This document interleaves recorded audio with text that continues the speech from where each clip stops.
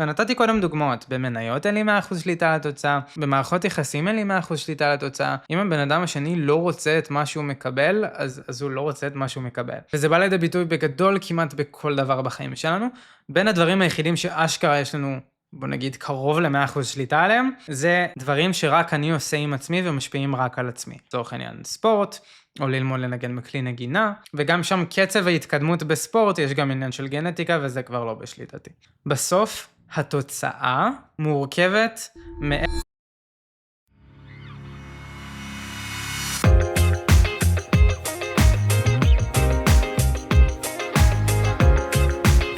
שלום לכולם, אני עדי שמיטנקה, הייטקיסט לשעבר, והיום עוזר לאנשים רציונליים שמרגישים תקועים, לצאת מהתקיעות הזאת ולהחזיר חזרה את האנרגיה ואת הפאשן לחיים. וברוכים הבאים לפודקאסט נקודה למחשבה. פודקאסט בו אנחנו לוקחים נושאים מגוונים ומנסים להסתכל עליהם בזווית קצת אחרת, אולי פחות מוכרת. הפרק של היום הוא פרק סולו, ולאחר שהצפתי את עצמי בכל מיני יוצרי תוכן מקבילים אליי בישראל ובחול, נורא בלט לי כמה שיש כל כך הרבה מסרים סותרים בעולמות הפיתוח אישי, סלף-הלפ, עולמות הנפש, לא משנה איך תקראו לזה. יש בגדול שני צדדים בסקאלה הזאת. נתחיל מהצד הראשון של הסקאלה, שהוא נתייג אותו בתור אחריות קיצונית. הצד הזה אומר שהסיבה שאנחנו נמצאים איפה שאנחנו נמצאים כרגע בחיים, זה בגללנו.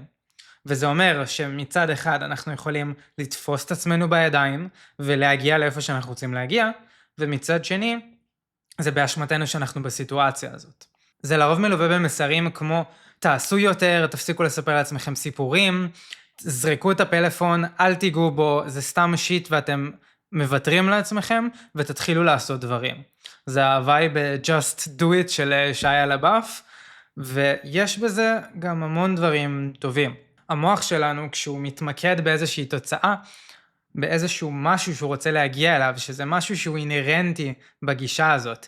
כי ברגע שבן אדם אומר איפה שאתם נמצאים זה בגללכם, תחשבו לאיפה שאתם רוצים להגיע, ותעשו הכל כדי להגיע לשם, המוח שלנו אשכרה עוצר לדמיין איפה אנחנו רוצים להיות. וכשאנחנו מתעסקים בזה, אז אנחנו יכולים לגזור את המעשים הרלוונטיים ולעשות אותם.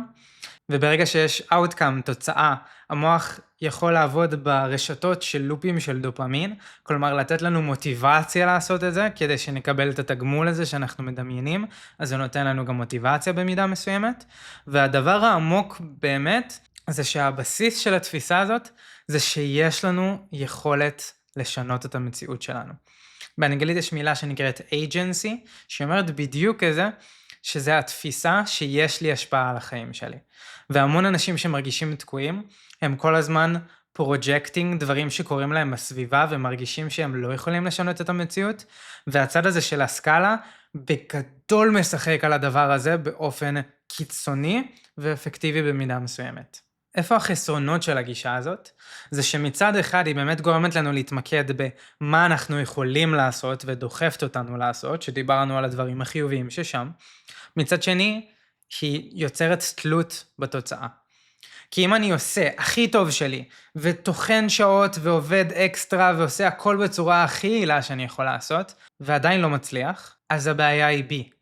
כי הנחת היסוד זה שהסיטואציה שאני נמצא בה היא בעקבות פעולות שאני עשיתי, אבל אם עשיתי את המקסימום ועדיין לא הצלחתי, שמה יש דרופ מטורף. זה דרופ רגשי ברמת תפיסת הזהות שלי, של מי הוא אני, וזה דרופ ברמה הניורוסיינסית של מוטיבציה, כי אם אני לא מגיע לתוצאה, אני לא אקבל את התגמול, ואם אני לא מקבל את התגמול, אז זה מפסיקה לי המוטיבציה מלעשות את זה, כי אם אני לא משיג את התגמול, אז למה אני עושה את זה מלכתחילה? אז הגישה הזאת עובדת עד שמתישהו היא לא עובדת. והקטע שבחיים יש המון דברים שהם לא ב100% בשליטתנו. ואנחנו נעמיק בזה. אבל אם אני אתן לכם איזשהו סקופ בינתיים, רוב הדברים בחיים שלנו הם לא לגמרי בשליטתנו. לצורך העניין, מערכות יחסים, יש שם עוד בן אדם, יזמות, יש שם לקוחות, והשקעות, מניות, בכלל אלוהים יודע מה קורה שם, והרוב בוטים. יש המון דברים בחיים שאין לנו שליטה אמיתית של 100% על התוצאה. ושם הגישה הזאת נופלת וגורמת לאנשים הרבה פעמים להרגיש חרא. הרבה פעמים אנשים גם יגיעו לתוצאה, כלומר הגישה תעזור להם להגיע לתוצאה, ואז הם ירגישו חר, כי אולי זה לא באמת התוצאה שהם רוצים, הגישה בכלל לא מתמקדת באספקט הזה. אז מה אם אנחנו רוצים לקחת את האספקטים החיוביים של הגישה של האחריות הקיצונית, מבלי להתבוסס יותר מדי בסייד אפקט של ההלקאה עצמית, כשאנחנו לא מגיעים לתוצאה שאנחנו רוצים. אז הבסיס של התפיסה הזאת, זה לא שהכל באשמתי, זה שאני הבן אדם היחיד שיוציא את עצמי מהסיטואציה שאני נמצא בה. ואם אנחנו ממקדים את זה לזה, אז נכון, אם אני אשב בבית ולא אעשה שום דבר לא יקרה. אז האספקט שלה להתעסק במה כן לעשות, ולצאת ולעשות אותו, כי ככה אנחנו יכולים להגיע לאנשהו, שהוא המקום האידיאלי שלנו, זה החלק החיובי. והחלק של להתבוסס אם אני לא מצליח זה באשמתי, הסיטואציה שאני נמצא בה זה אשמתי, שם זה החלק הגרוע. אז אם אני שוב חוזר לזה, כי זה חשוב, המיקוד צריך להיות שאני הבן אדם היחיד שיוציא את עצמי מהסיטואציה שאני נמצא בה, ולא שום דבר אחר. זה החלק שאנחנו רוצים לקחת איתנו מכל הגישה הקיצונית הזאת. וזה סופר חשוב ואפקטיבי. ומפה נעבור לצד השני של הסקאלה, שאותה נקטלג כשחרור שליטה. הרבה פעמים זה מתקטלג אצל אנשים כרוחניקיות, כפרדס חנה, הודו, בדיוק יצא מערכון של ארץ נהדרת, שמצוין על הקונספט הזה. ובמהות שלו, מה שאנחנו שומעים בתכנים, זה שאין לנו שליטה על התוצאה, שאנחנו צריכים לשחרר, באנגלית זה to surrender, ולקבל את מה שיש.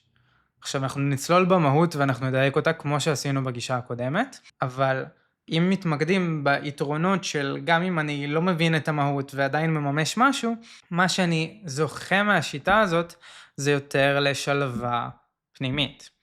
השלווה הפנימית הזאת באה לידי ביטוי שאם קורה משהו והוא לא עובד לי, אז אני אומר אוקיי, זה בסדר, כאילו הכל טוב, משחרר. זה פחות סטרספול, כי אני בעצם עוצר את כל ההלקאה העצמית להתחיל לאכול את עצמי, אבל זה מוביל אותנו ישר לסייד אפקטס כשלא מממשים את המהות כמו שצריך, שהמון פעמים, ויש לי גם כמה לקוחות שהגיעו מהמצב הזה, שהתחילו מהצד הסופר משימתי, זה היה בצד הזה, למי שרואה אותי ויזואלית, התחילו בצד המשימתי של האחריות הקיצונית, ובאיזשהו שלב הרגישו חרה ואובר סטרס ומלא הלקאה עצמית, ועברו לצד השני של המזרח, של השחרור וזה בסדר, ולא להלקות את עצמי, אבל הם נתקעו באיזשהו מקום באמצע, שהמקום באמצע הזה, אז שהם לא עד הסוף נהנים מאף אחד מהעולמות. כי מצד אחד הם לא מרשים לעצמם להיות בהלקאה עצמית והם משחררים, מצד שני הם לא באמת סבבה עם המצב שאני נמצאים בו כרגע. הם לא מרשים לעצמם להיכנס להלקאה עצמית, אבל הם יודעים בו זמנית שהם יכלו לעשות יותר. השחרור שליטה הזה מתרגם אצלם בראש כוויתור. ואם אני מוותר, אני לא באמת משלים או מקבל את המצב כמו שהוא, אלא אני מוותר על האופציה שהוא יכול להיות אחרת, ושיש בשליטתי לעשות משהו שהוא אחרת. אז אם הבנו שמצד אחד יש יותר שלווה ופחות סטרס, מצד שני הרבה פעמים אנשים לוקחים את זה לסייד אפקט שהם מרגישים שהם לא מממשים את מלוא הפוטנציאל שלהם, אז בואו נבין שנייה מה המהות של השיטה. המהות היא שאין לנו 100% שליטה על התוצאה. אנחנו כן צריכים לעשות את המקסימום שאנחנו יכולים, קצת מתקשר לגישה הראשונה, ותכף אנחנו נעשה את ההבדלה הזאת כמו שצריך. אבל המהות זה שאין לנו 100% שליטה. ונתתי קודם דוגמאות, במניות אין לי 100% שליטה על התוצאה, במערכות יחסים אין לי 100% שליטה על התוצאה. אם הבן אדם השני לא רוצה את מה שהוא מקבל, אז הוא לא רוצה את מה שהוא מקבל. וזה בא לידי ביטוי בגדול כמעט בכל דבר בחיים שלנו. בין הדברים היחידים שאשכרה יש לנו, בוא נגיד, קרוב ל-100% שליטה עליהם, זה דברים שרק אני עושה עם עצמי ומשפיעים רק על עצמי. לצורך העניין ספורט, או ללמוד לנגן בכלי נגינה, זה באמת בגדול ב-100% התוצאה תלויה במה אני עושה, וגם שם קצב ההתקדמות בספורט, יש גם עניין של גנטיקה, וזה כבר לא בשליטתי. אז אם אני חוזר לקונספט, בסוף התוצאה מורכבת מאיזשהו מרחב השפעה שהוא באחריותי ובשליטתי, ובאיזשהו random chance. ומה שקורה בפועל, זה ששוב, במניות לצורך העניין יש לי קצת מאוד השפעה על התוצאה, אז מה שקורה שם זה שבתוך מרחב ההשפעה שלי, אם אני אשתפר ואעשה את המקסימום שלי, הסיכוי שהטלת הקובייה תגיע לתוצאה שאני רוצה שהיא תצא, הוא הרבה יותר גבוה. אוקיי? זה כמו כזה בונוס פוינטס, כשאני מטיל את הקובייה, למה הסיכוי שזה יקרה. אוקיי? אם אני אקח את הדוגמה של הספורט, אז בדוגמה של הספורט, רוב הפאות של הקובייה הם 6 בהנחה ואני עשיתי את המקסימום שלי, ועל כן כנראה שיצא 6. לעומת מניות שזה כאילו, הרבה הוא ברנדום צ'אנס במידה מסוימת. אז אם אני חוזר למהות של השיטה, הקונספט של אין לי 100% שליטה על התוצאה, אוקיי?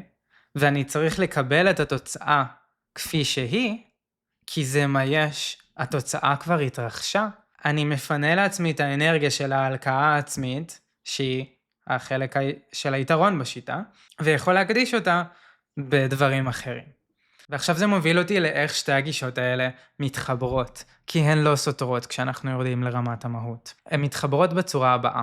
אם דיברנו על זה שיש איזשהו סקאלה שמוביל לאיזושהי תוצאה, ויש את מרחב ההשפעה שלי, האחריות שלנו זה לשים את הפוקוס, לעשות את המקסימום בלהשתפר, ולהוציא 100% ממרחב ההשפעה שכן יש לי.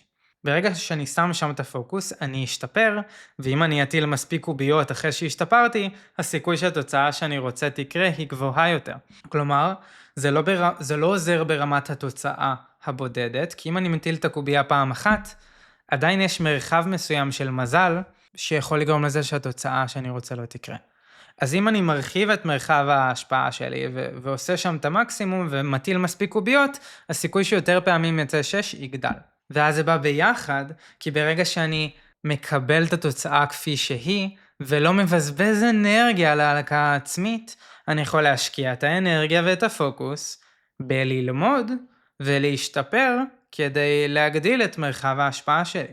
עכשיו, יש פעמים שיכול להיות שנגלה שאנחנו עשינו באמת את המקסימום, ואנחנו לא יודעים איך אפשר להשתפר, וזה עניין של מזל, אז אני אזרוק את הקובייה שוב. אבל יש לי את היכולת לבוא ולזרוק את הקובייה שוב, כי אני לא מייחס את התוצאה לערך העצמי שלי. זה האספקט של השחרור שליטה. והאספקט של הפוקוס זה האספקט של האחריות על משהו כן בהשפעה שלי.